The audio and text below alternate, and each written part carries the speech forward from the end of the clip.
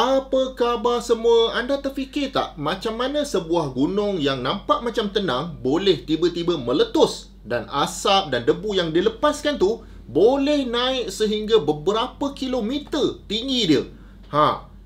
Inilah yang berlaku baru-baru ni di Indonesia apabila gunung Lewotobi laki-laki meletus dan menyebabkan puluhan penerbangan ke dan dari Bali dibatalkan. Jadi dalam video ni anda akan tengok macam mana letusan gunung berapi boleh berlaku dan apa yang sebenarnya berlaku dalam perut bumi kita yang boleh menyebabkan letusan gunung berapi macam ni. Untuk faham benda ni anda kena tahu dan faham dulu struktur asas bumi kita.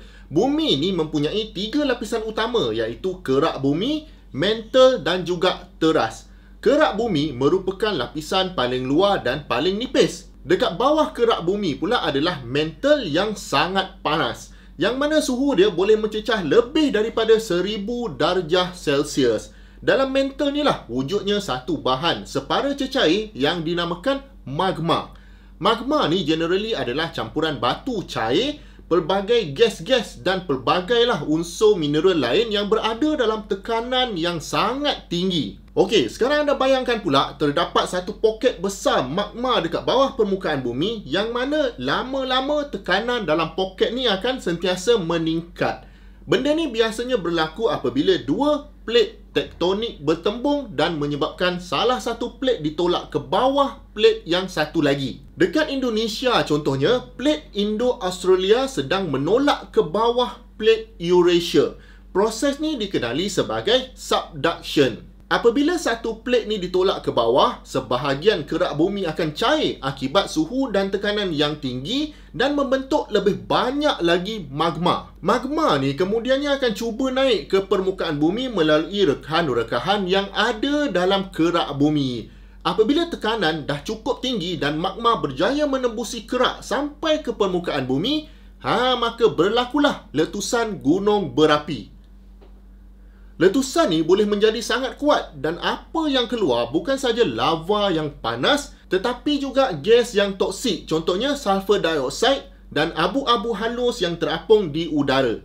Selain dari itu, segala batu-batu pun boleh dilontar sejauh beberapa kilometer ke udara disebabkan tekanan yang sangat tinggi. Tapi sebenarnya taklah semua letusan tu sama. Ada gunung berapi yang meletus secara perlahan. Maknanya magma mengalir keluar dalam bentuk lava yang perlahan. Tapi ada juga yang meletus secara eksplosif seperti yang berlaku di gunung Lewotobi baru-baru ni. Letusan dia tu sangat kuat sampaikan abu tu naik ke udara setinggi 11 km.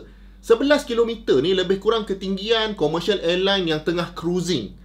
Tinggi tak? Apabila letusan macam ni berlaku, pihak berkuasa akan activate sistem amaran. Dekat Indonesia sana, tahap amaran gunung berapi ni terdiri daripada 4 peringkat. Tahap paling tinggi adalah tahap 4 atau dikenali juga sebagai Red Alert. Apabila gunung berapi berada pada tahap 4, ini bermaksud letusan besar sedang berlaku atau boleh berlaku pada bila-bila masa. Dalam keadaan ni, agensi-agensi berkaitan akan mengarahkan pemindahan segera penduduk dalam lingkungan kawasan bahaya yang mana biasanya antara 5 hingga 10 km dari kawah. Dalam kes Gunung Lewotobi, kawasan sejauh 8 km telah diisytiharkan sebagai zon larangan dan beberapa kampung terpaksa dikosongkan serta-merta. Dan of course, letusan ni memberi kesan juga kepada laluan penerbangan sebab abu gunung berapi sangat bahaya kepada enjin kapal terbang. Kenapa? Abu tersebut sangat halus dan disebabkan dia dibuat daripada batu-batu, pasir, kaca, mineral-mineral. Jadi benda ni boleh mencair apabila masuk ke ruang pembakaran jet engine. Bila benda ni pergi ke tempat sejuk, dia akan beku semula. Katakan terbeku pula dekat atas blade. Ini boleh merosakkan airflow dan menyebabkan kerosakan atau kegagalan enjin. Jadi itu yang banyak airliner yang to and from Bali telah membatalkan atau mengalihkan laluan penerbangan sebagai langkah keselamatan. Dari sudut teknikal, kita sebenarnya boleh macam mengukur aktiviti gunung berapi dengan beberapa teknik. Teknik pertama menggunakan seismic activity. Sekiranya terdapat banyak gegaran kecil dekat sekitar gunung tu, ini menunjukkan magma ni sedang bergerak naik. Teknik kedua, kita boleh mengukur kandungan gas yang keluar dari kawah tu, terutama sulfur dioxide. Peningkatan mendadak gas ni menandakan tekanan dalam gunung sedang meningkat.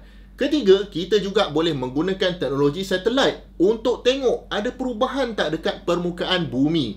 Kadang-kadang kawasan sekitar gunung ni dia akan mengembung sikit macam belon apabila tekanan dari dalam gunung tu semakin meningkat. Ramai juga yang tak sedar bahawa walaupun gunung berapi ni nampak macam menakutkan, benda ni sebenarnya dia memainkan peranan penting dalam ekosistem bumi. Tanah dekat sekitar gunung berapi ni biasanya sangat subur sebab dia macam ada baja daripada mineral daripada abu dan juga lava. Sebab tu banyak kawasan pertanian utama dekat Indonesia, dekat Filipina terletak di kaki gunung berapi. Ada juga yang siap bungkus tanah lava ni pergi jual dekat tempat lain untuk buat untung. Memang tanah dia subur. Dan dalam sejarah dunia terdapat beberapa letusan yang sangat besar dan memberi kesan secara global. Tapi benda ni dah lamalah berlaku. Contohnya letusan Gunung Tambora pada tahun 1815. Letusan ni merupakan antara letusan paling dahsyat dalam sejarah moden.